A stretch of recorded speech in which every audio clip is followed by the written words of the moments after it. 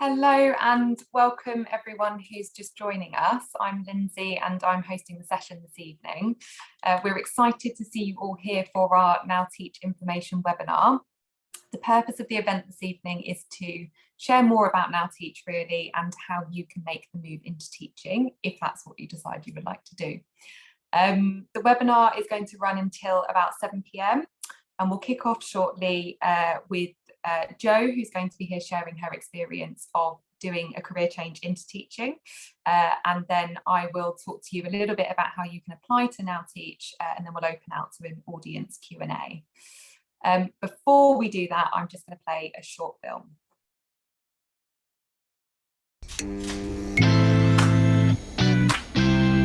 So I spent 30 years as a marketer. I was a journalist and an author. I was an investment banker. I'd had a catering business for almost 30 years. I've had a military career and then worked in consulting, and then I went into teaching. I really felt like, okay, I've got like 10, 15 years left of working. What should I do that makes me feel like I want to get out of bed every morning? I found the retirement decision was a difficult decision to make. I wanted to give back. I wanted a challenge. It's never too late to change careers. It's never too late to do something new. Let's give it a shot and see what happens. My husband said, oh, at last, because I've been talking about it for years. People telling me, you're really courageous, which I think in Britain is code for you're crazy. The thing about us as career changers is you're bringing to the school environment a unique set of experiences that can only be valuable to their children. Everybody's starting from scratch. Every month you look back and feel, God, I've got a little bit better. The kids are hilarious. They really are very funny. I feel fully alive. I have purpose. It's the most rejuvenating thing I could possibly imagine doing. I can see the impact that I make on a day-to-day basis, knowing that I'm helping these kids prepare themselves for the future.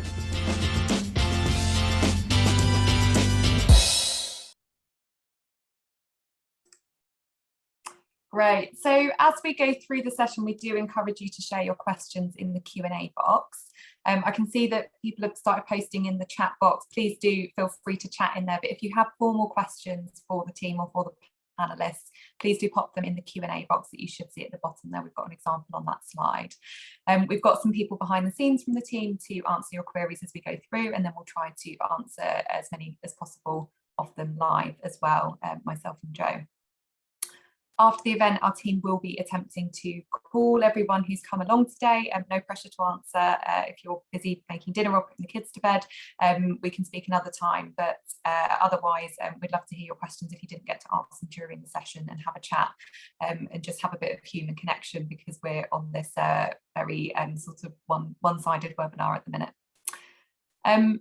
So we'd also love to know a little bit more about who we've got with us this evening. So if you could please pop your answers into the polls that are just coming up on the screen now, that would be great. So we've got two questions on there. One is about whether you'd actively researched teacher training before hearing about Now Teach, or whether we're your first entry into it. And then the other is about which subject you're most interested in teaching.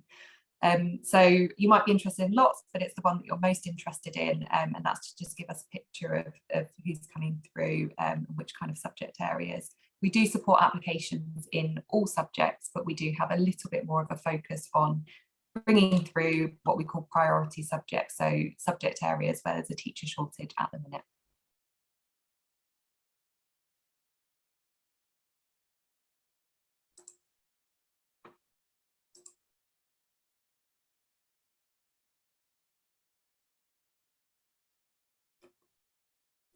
And then once we've got our responses in for that, I'm going to just play a short message from our co-founder, Lucy Kellaway.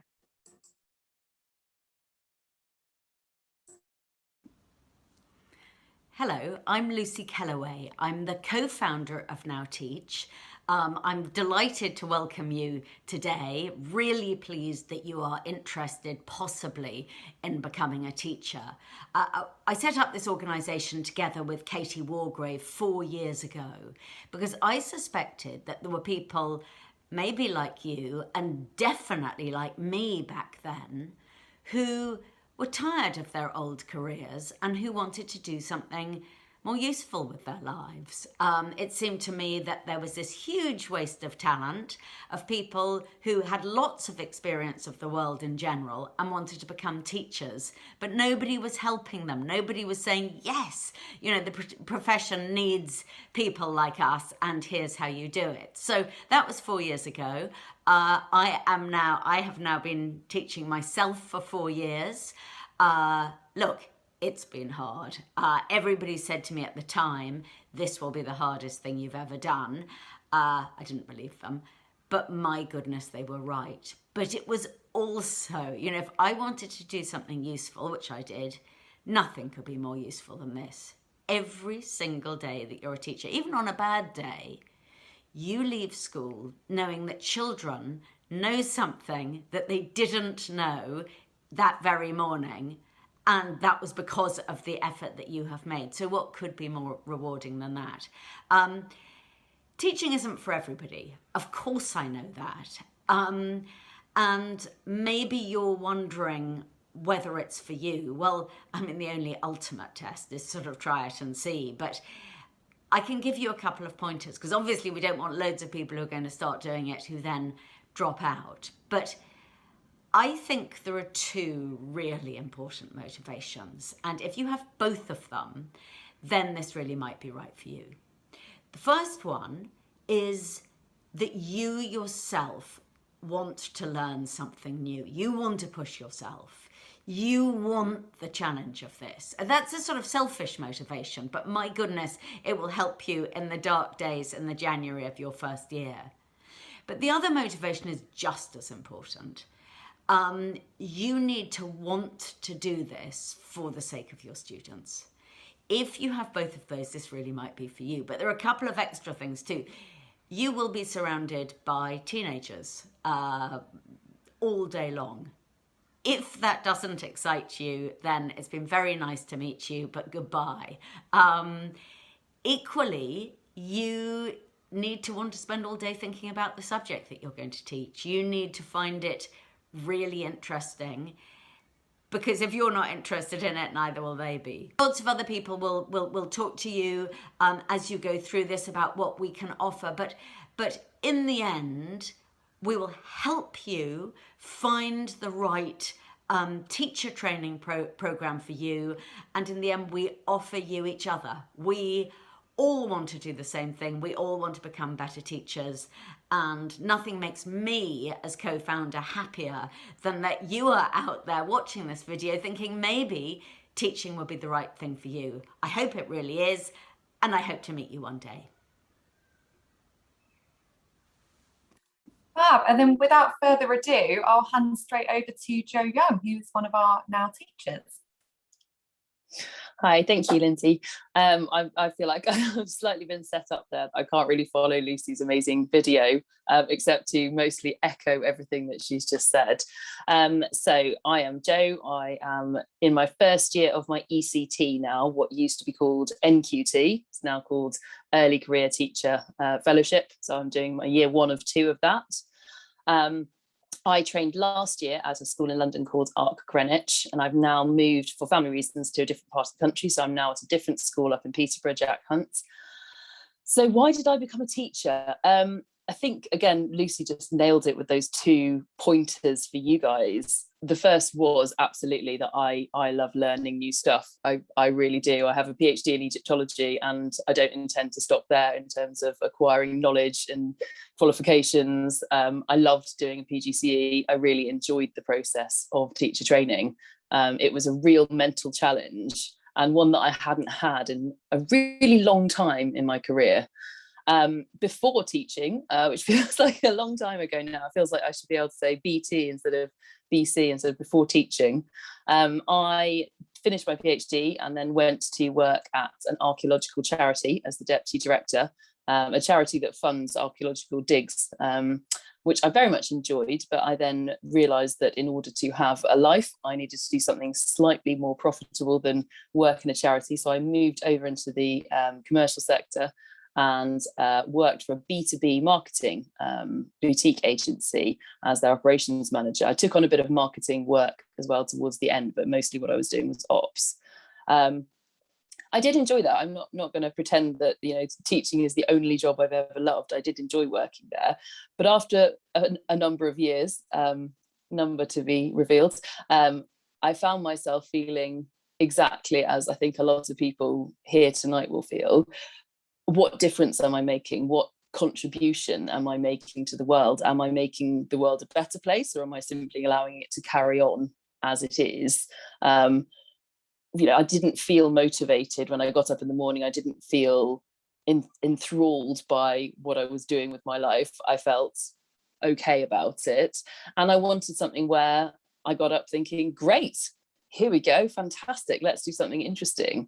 So my husband and I had a very long chat about it, and he said, well, one thing that you've always done, I've always taught in some way. So from doing a master's onwards, I did some teaching as a postgraduate, and then I always kept up with a bit of teaching here and there, whether it was teaching adult education courses.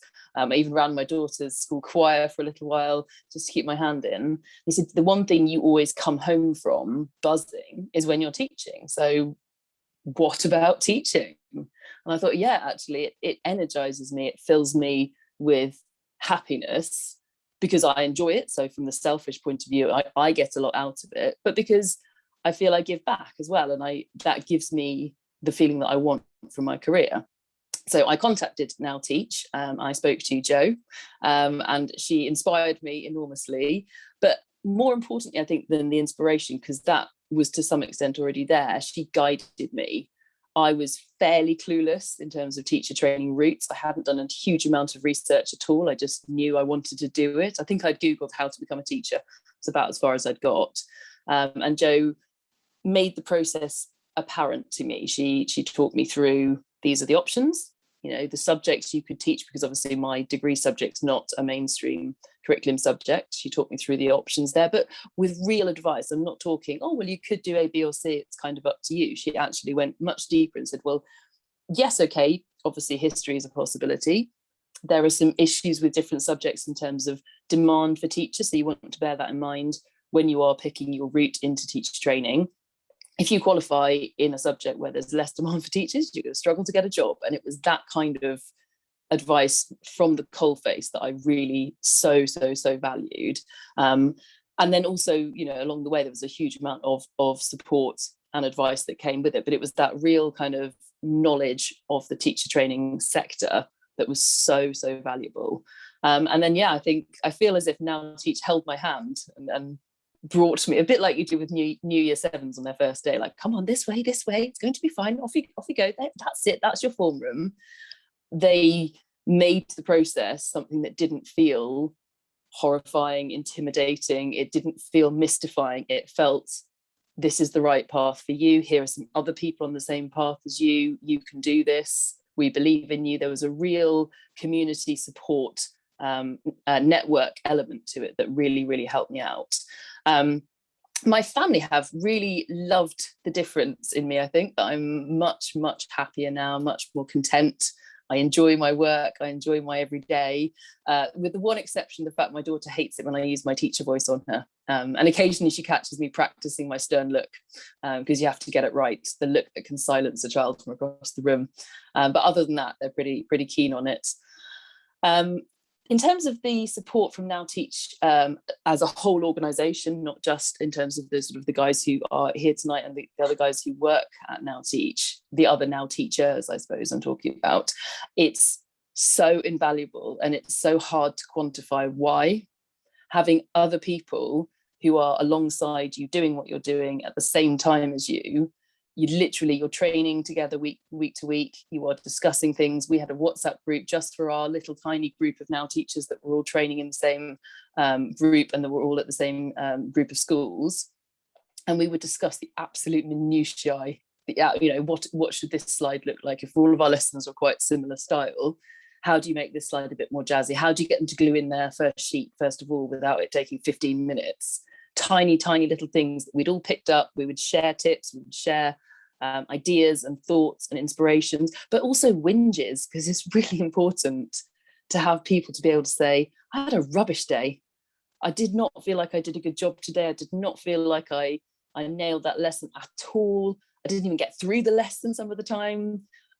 Someone helped me. You get back, or I got back, so much support, such an outpouring of people saying, yeah, me too. You're not alone. Don't worry about it. Oh, I said that to my mentor and she replied with lots and lots of things to ease you through what is a very different year, I think, to a lot of people's expectation of what a training year might look like. It's quite an intense year. You do a lot in your training year. You are not somebody who gets to sort of, take it easy and sit around and not do very much. You teach. You go up there on your hind legs and you do the teaching. Things that I've overcome. I've been asked to say about things that I've overcome. One thing I think, just about started to get a handle on is not talking too much as a teacher. It's not about standing at the front and giving an hour's lecture and hoping that they will go away enlightened by your brilliance.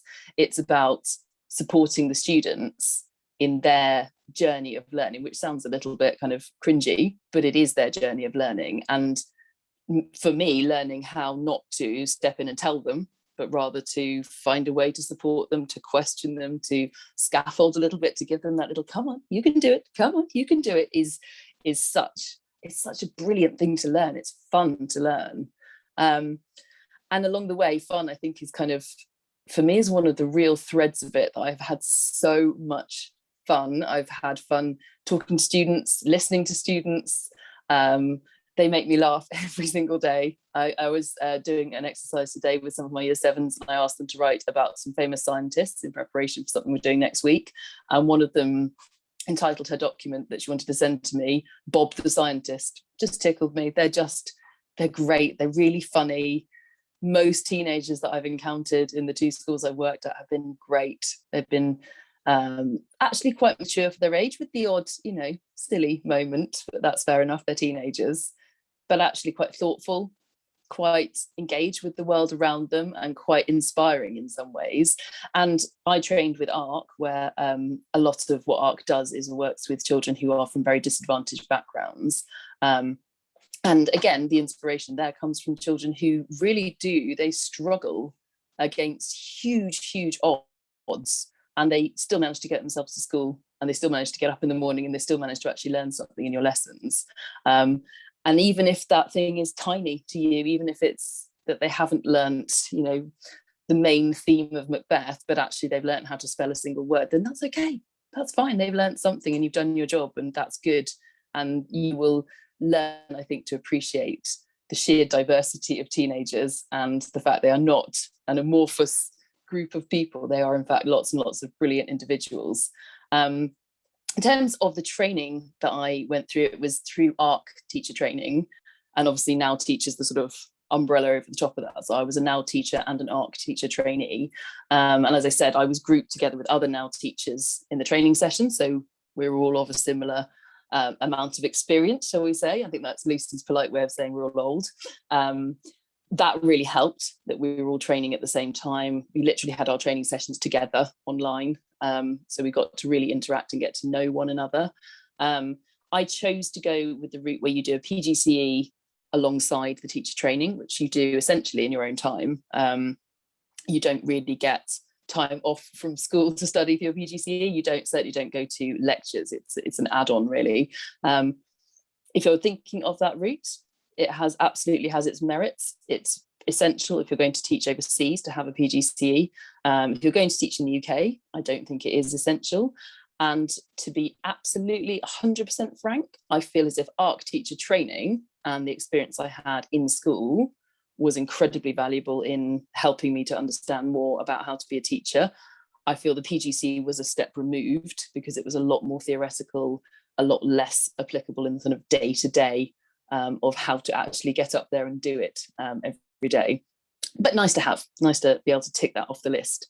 The training is really well structured. The one that I went through is really, really well structured. It eases you in. It doesn't immediately start getting you to grapple with difficult pedagogical theories. You start with behaviour management, which is often people's main fear, that how on earth do you get them to be quiet and listen to you?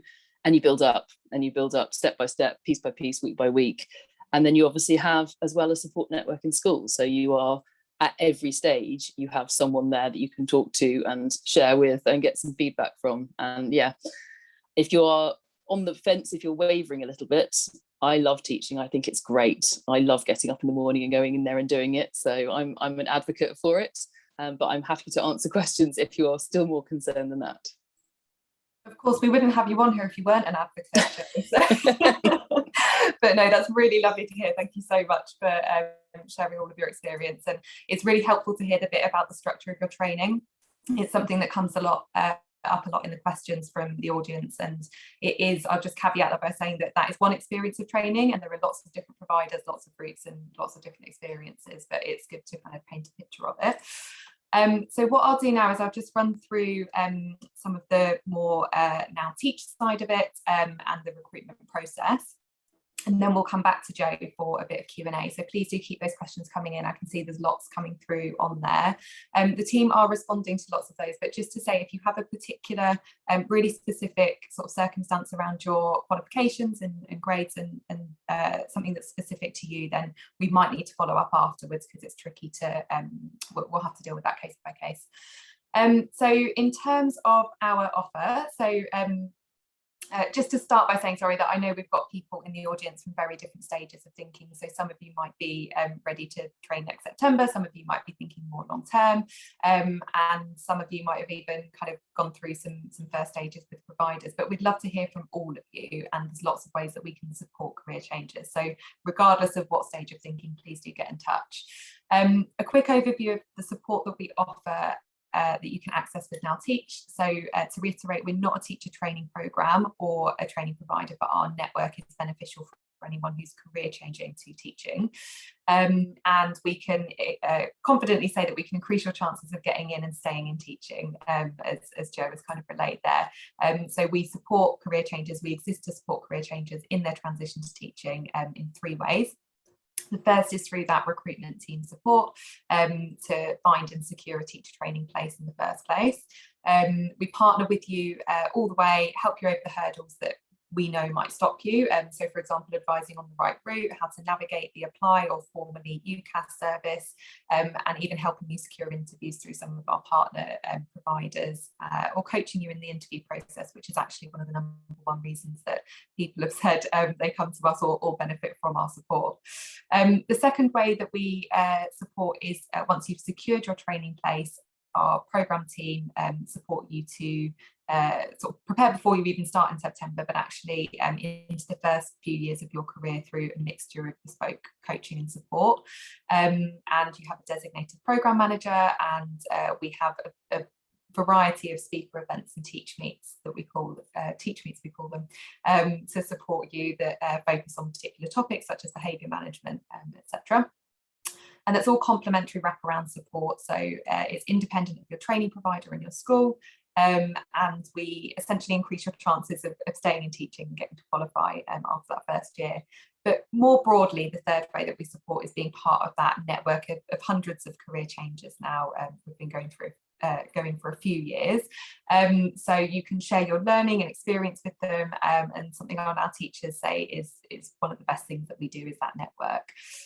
So we're the only network of just career changes to trainee teaching, and it's something to have people around you to celebrate and support you as you train, and gives you access to like-minded people who are on the same path as you, essentially.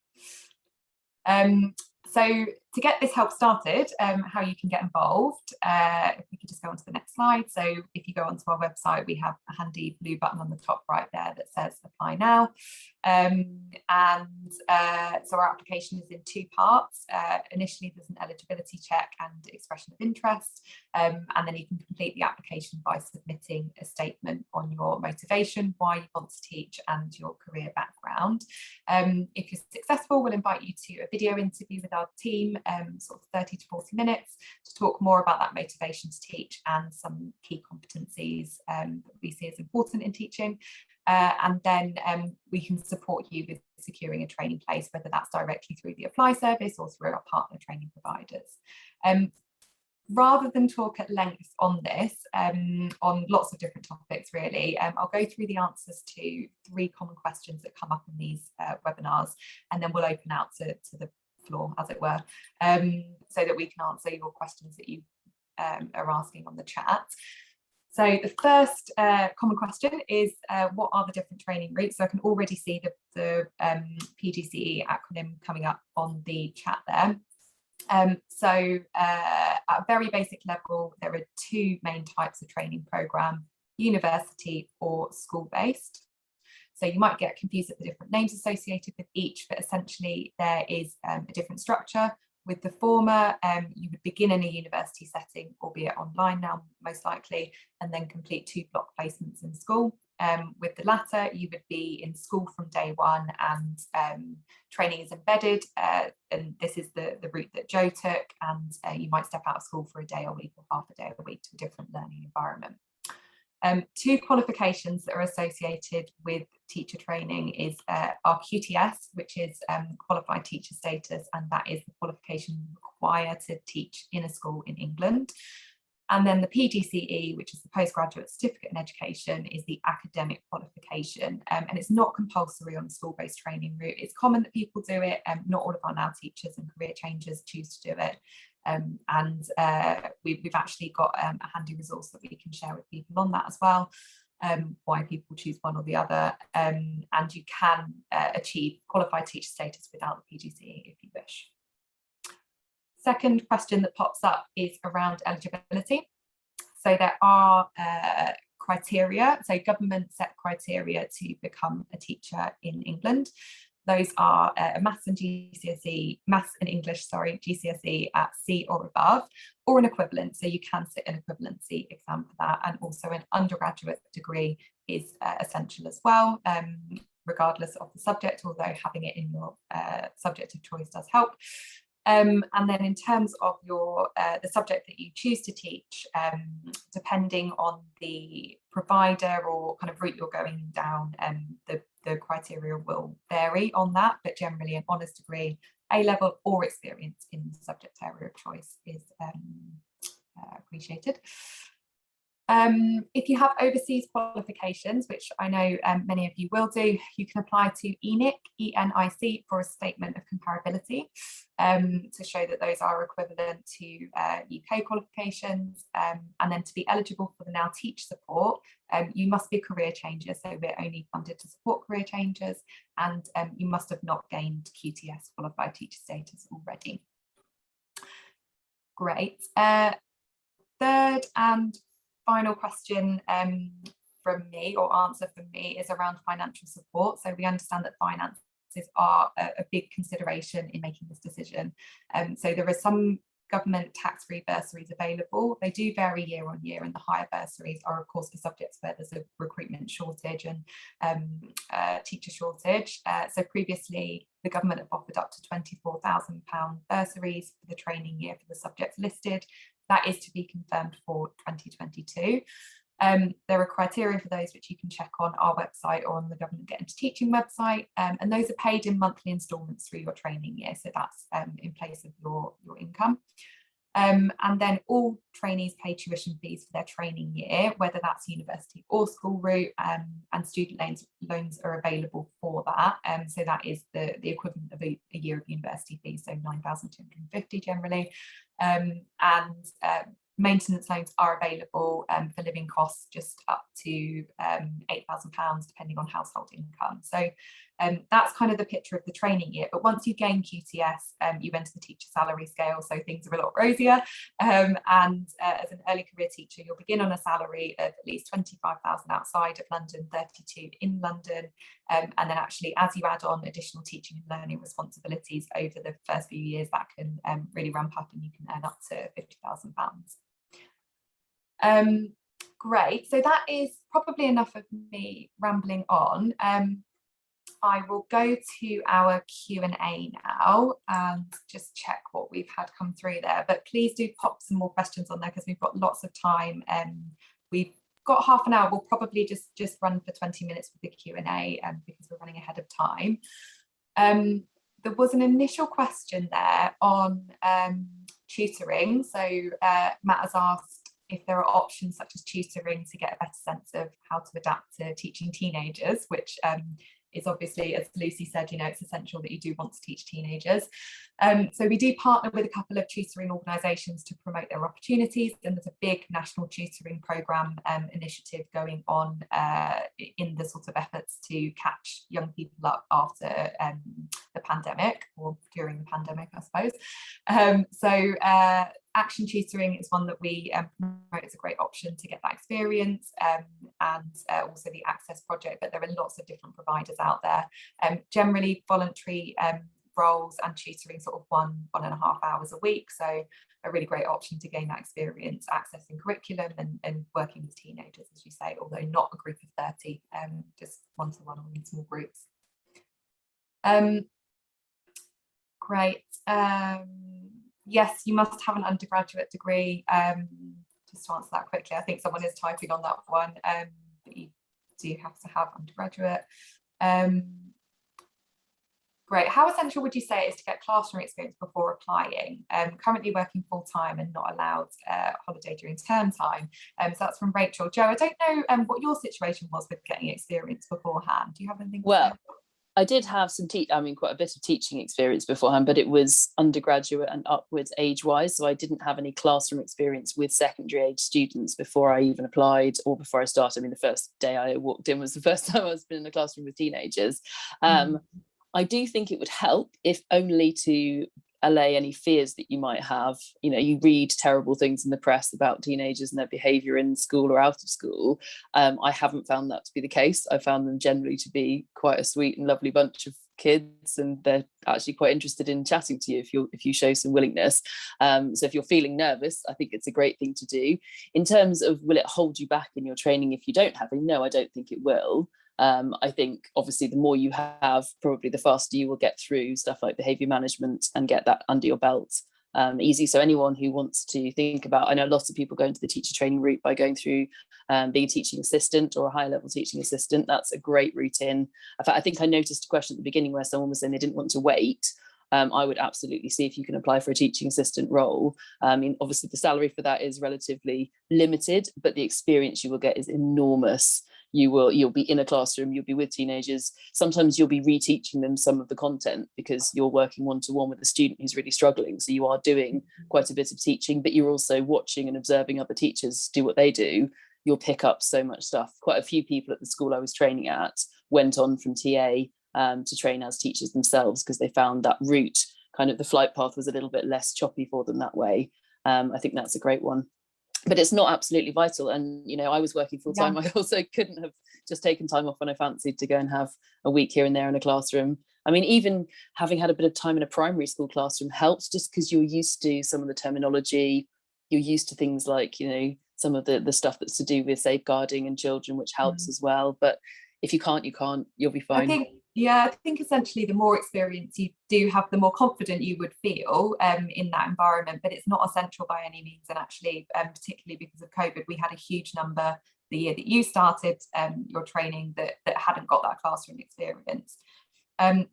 The government have opened up their school experience page again, so you can go onto the government website and access and see if there's any schools near you that are accepting people to come in and observe lessons and get school experience. So that's something that we can share around as well, but you can also just access online.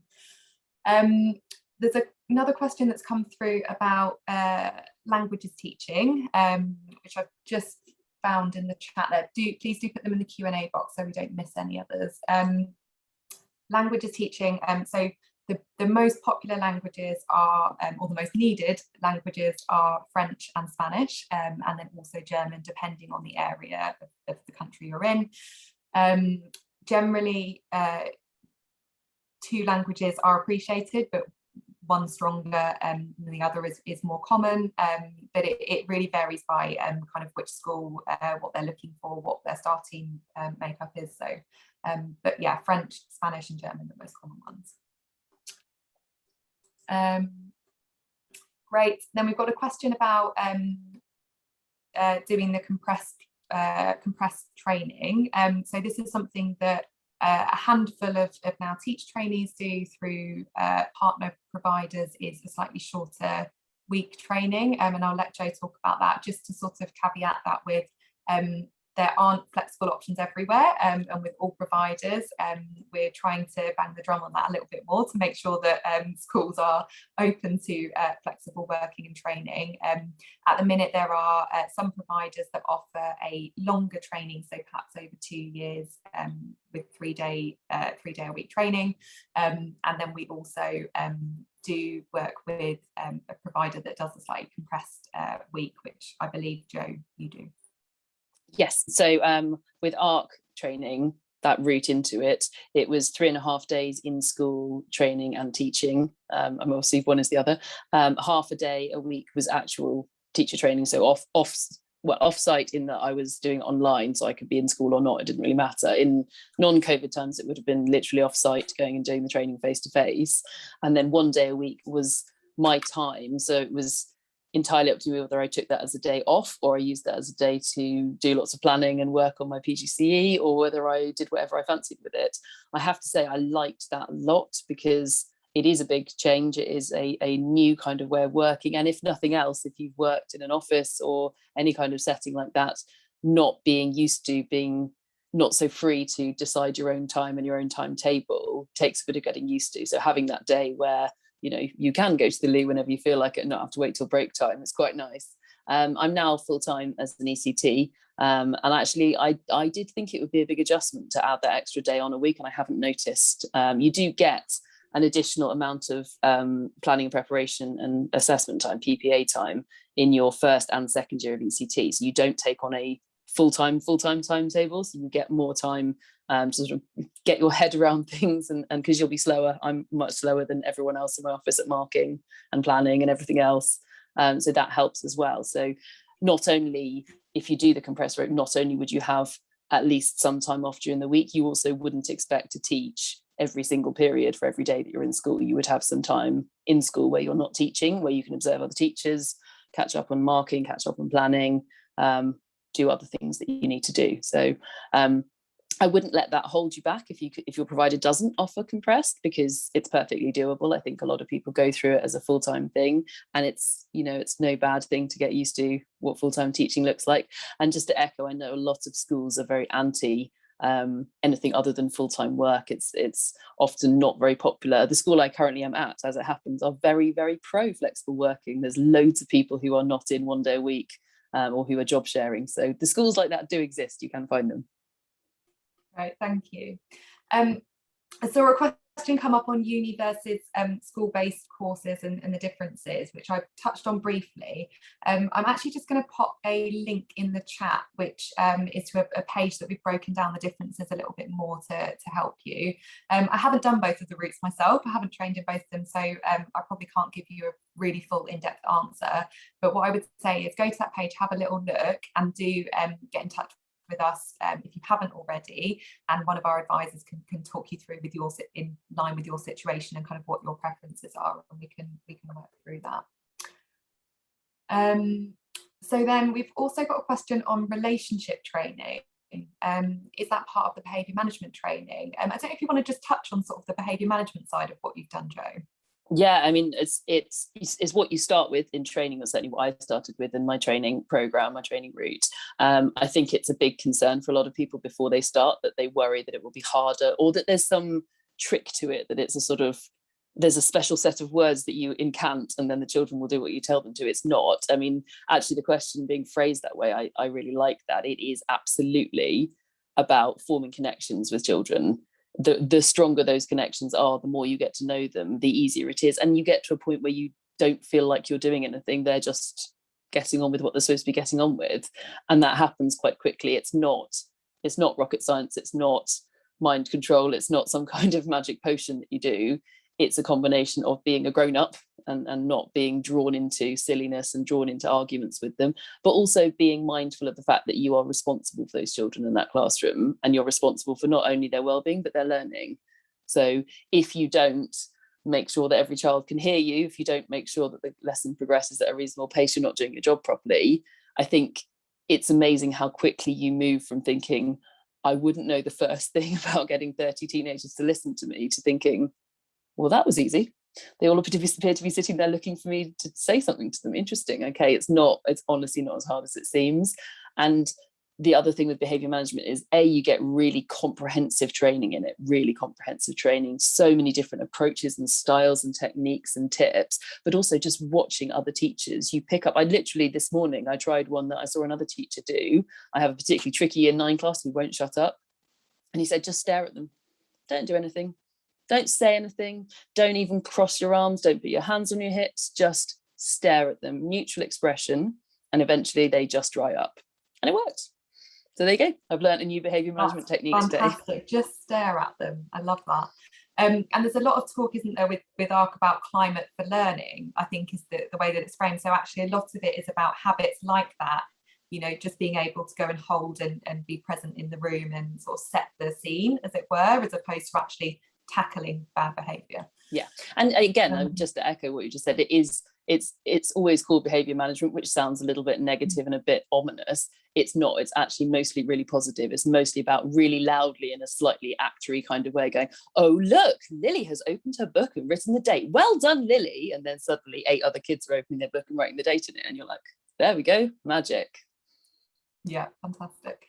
So question from Benedetta about the application process. So yes, you do apply to Now Teach independently through our website, and then we'll support you through the sort of formal teacher training application.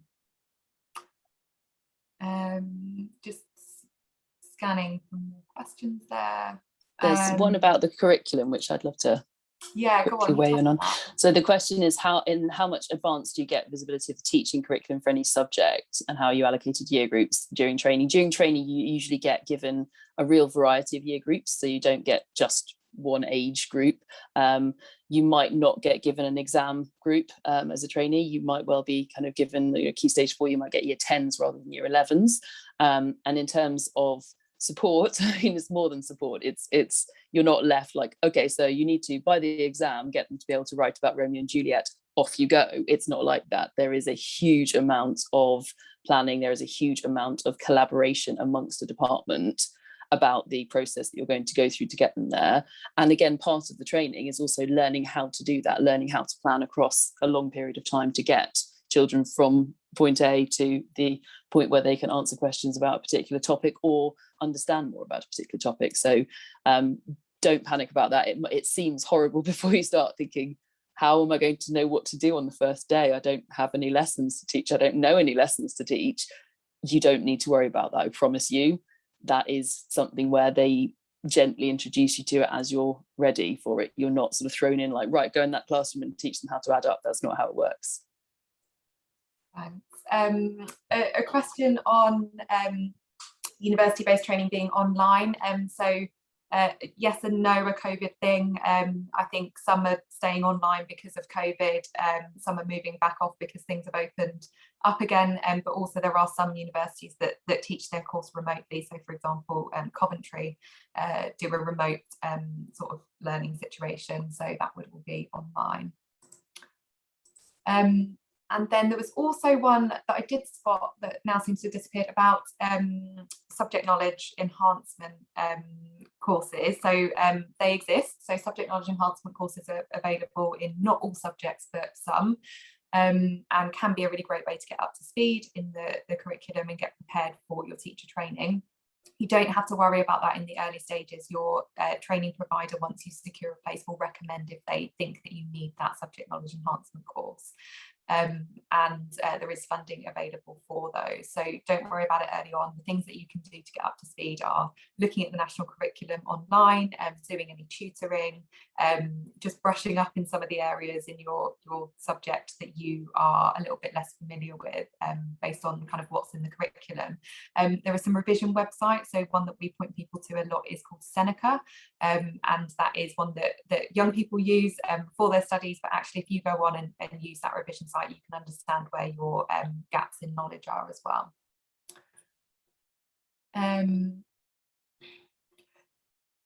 Great.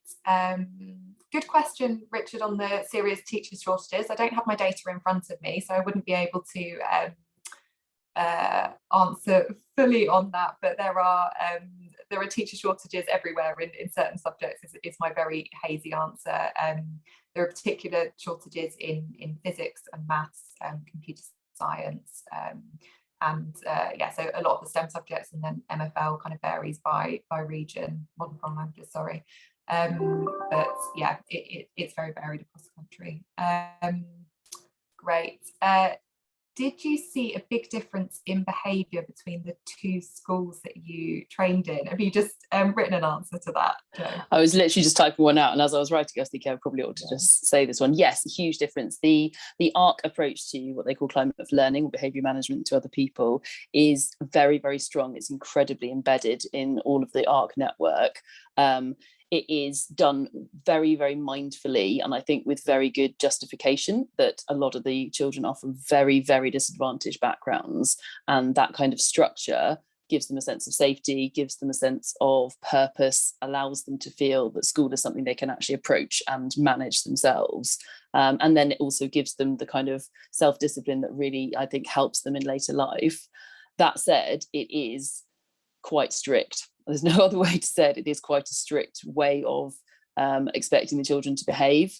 It has absolutely its advantages while you're training, because you don't have to do very much to be considered excellent at behaviour management, because they kind of do it for you. In fact, the first time I was observed by my ARC teacher trainer mentor, she said to me, "Oh, so you managed to get them to," they lift up a pen at a particular signal. And I said, "Well, actually, I didn't do that. They invented that for themselves. They invented their own little routine because they were so well behaved."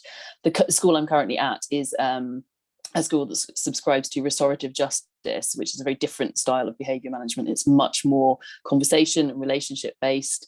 There's much less in the way of harsher sanctions, certainly fewer detentions. I wouldn't necessarily have wanted to train in a school like that, because I think it was quite an easy ride behaviour wise to train in a school where the standards are quite so high behaviour wise. But I'm really liking the deeper conversations that you have with children when you aren't kind of tied into such a strict behaviour policy, because you do get to know them faster, because you spend a lot more time actually chatting to them rather than just saying enough detention and then that's it, you're done. Whereas actually you take them out to the corridor, you have a conversation, you find out that actually a lot of it goes back to something totally irrelevant to your lesson. And then you kind of, that's the pastoral side of teaching. Again, I happen to love that side of teaching. It may be not be for everybody, but it turns it into a more holistic experience rather than simply being someone who barks orders and says, do this or else. I feel like with confidence and with a bit more experience, I'm happy to do that. Without it, I think I'd have been a little bit at sea last year in the school that I'm in now if I trained there. Great, thank you. I've got two more questions that I'm going to answer live, and then we will wrap up the session. But as I said, we will be contacting people afterwards, so we can always answer your questions then. Interviews for 2022 start, Mike, we are actually starting them next week. So please do apply. We're kicking off from Monday with our interviews, and people can book onto those very quickly. So yeah, do apply or register interest if you haven't already. And then question for you, Jo, about what's the support like in school? So do you have your personal mentor, and how does that work? Yep, absolutely. So in school, you will have another teacher who is your mentor. You'll meet with them at least once a week, formally for usually an hour, and that will be your time for them to give you any feedback that they've received from others who've observed you, any feedback from when they've popped into your lesson. They will come in at least once a week just to drop in and see how teaching is going, and you will usually have a target to work towards, which will be linked to the teacher standards.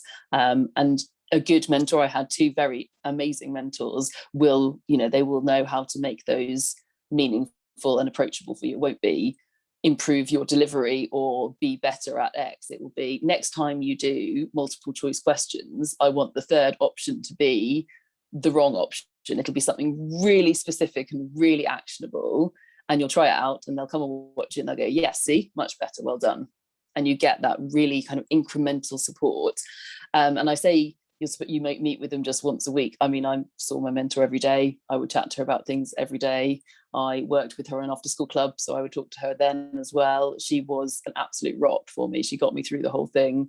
And you don't just have your one mentor, you've got everyone. You've got the whole department. Your head of department will be aware that you're a trainee and will know that you will need support and that you will want someone to go, where do I find staplers? Why is my board pen not working? And that's fine. It's okay to go and ask other people that. And then everyone in school will know that you're a trainee, because not in a horrible way, but it will be obvious that you're a trainee because you'll probably be introduced to them at the beginning of term, and they'll be really happy to help you. They like helping other teachers. Teachers are great people who like helping others. So yeah, you won't struggle for support at all. And then, as I said before, you'll now teach network, and that will be really what you make of it. It will be the cohort that you join with, but it will be groups amongst that. It'll be, we have an English hub, we have a sort of subject specific group, but we also have our smaller training group, and you'll make friends and you'll have those people as supports as well. And yeah, the English hub was going a bit nuts the other night with people asking questions about a really specific part of a lesson, and there are about 30 different responses within 5 minutes. So yeah, the support is absolutely all over the place. Amazing, thank you. So we're going to wrap up there. Thank you so much for giving us your time this evening, Jo, after a busy day in school, although it sounds like you had a bit of an easy one today. What I'll do is we'll just pop up some polls on the screen. We would love to have your feedback on the session, and just I think 3 quick questions we've got that will appear any moment now. And if you scroll down, they're not all showing on the screen, so please do scroll down to see them all. So we'd love to know if you got the information that you came here for. We would love to know if we are, or you think we will make it more likely for you to apply for teacher training and kind of join the movement here, and also if it's increased your level of confidence in that career change at all. And then while people are filling that out, I might just flip back to Jo and just say any final words of wisdom for the people that are online this evening and thinking maybe this is for me, or yeah, I'm going to start this year. What are your words of wisdom? Words of wisdom. Number 1, before you start your training year, if you've got any sort of big things you want to do, like moving house or anything like that, get it out of the way, because I feel like as much as my training year wasn't, it wasn't stressful in the sense of being horrendous and overwhelming, it went so quickly, so quickly. I couldn't believe when we got to July and the people were talking about QTS, and I was like, but what? How are we already here? So yeah, if you have any kind of big life changes to make, try and get them done before you start. Don't panic about the stuff like finances, because I think it kind of has a way of working itself out. I was lucky enough that I did get a smallish bursary. I also applied for student finance, and it's amazing how when you go back to not having to commute into your job every day and buying a big coffee on the way and buying lunch and so on, it's amazing how your costs seem to somehow fall. You're in a school, there's not much of a chance to go and spend money at lunchtime.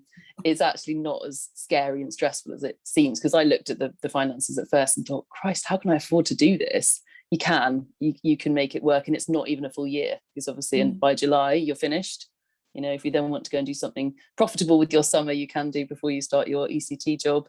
And again, it just seems to work itself out. It's a roller coaster, brilliant ride.